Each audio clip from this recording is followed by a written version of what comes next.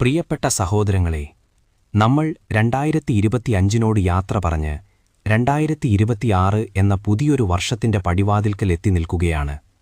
പുതുവർഷത്തിൽ വലിയ ലക്ഷ്യങ്ങളും വലിയ വിജയങ്ങളും നമ്മൾ ഓരോരുത്തരും സ്വപ്നം കാണാറുണ്ട്. എന്നാൽ ഈ വർഷം നമ്മുടെ ജീവിതത്തെയും വിജയത്തെയും കുറിച്ചുള്ള കാഴ്ചപ്പാട് മാറ്റാൻ സഹായിക്കുന്ന ഒരു വചനമാണ് മത്തായി 20:27 നാം വായിക്കുന്നത്. നിങ്ങളിൽ ഒന്നാമനാകാൻ ആഗ്രഹിക്കുന്നവൻ നിങ്ങളുടെ ദാസനായിരിക്കണം.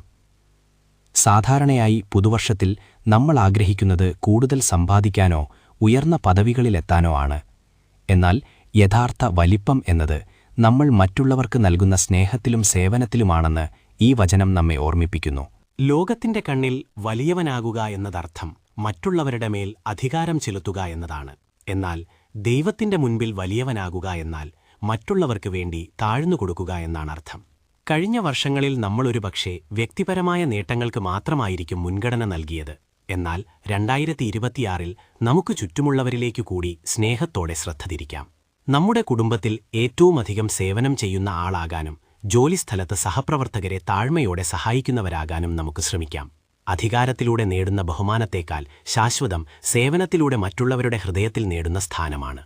യേശുക്രിസ്തു കാണിച്ചു തന്ന ആ വലിയ മാതൃക, മറ്റുള്ളവരുടെ പാദങ്ങൾ കഴുകാൻ തയ്യാറായ ആ താഴ്മ ഈ പുതുവർഷത്തിൽ നമ്മുടെ ജീവിത മുദ്രയാക്കാം. ഞാൻ എന്ന ഭാവത്തിൽ നിന്ന് നമ്മൾ എന്ന ഭാവത്തിലേക്കും, എനിക്കെന്ത് കിട്ടും എന്ന ചിന്തയിൽ നിന്ന് എനിക്കെന്ത് നൽകാൻ കഴിയും എന്ന ചിന്തയിലേക്കും നമുക്ക് വളരാം. 2026 എന്ന ഈ വർഷം നമ്മെ സംബന്ധിച്ച് കേവലം കലണ്ടറിലെ മാറ്റമാകരുത്, മറിച്ച് നമ്മുടെ സ്വഭാവത്തിലെ മാറ്റമാകട്ടെ.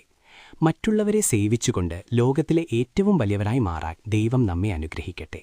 ഏവർക്കും ഹൃദയം നിറഞ്ഞ പുതുവത്സരാശംസകൾ. നന്ദി.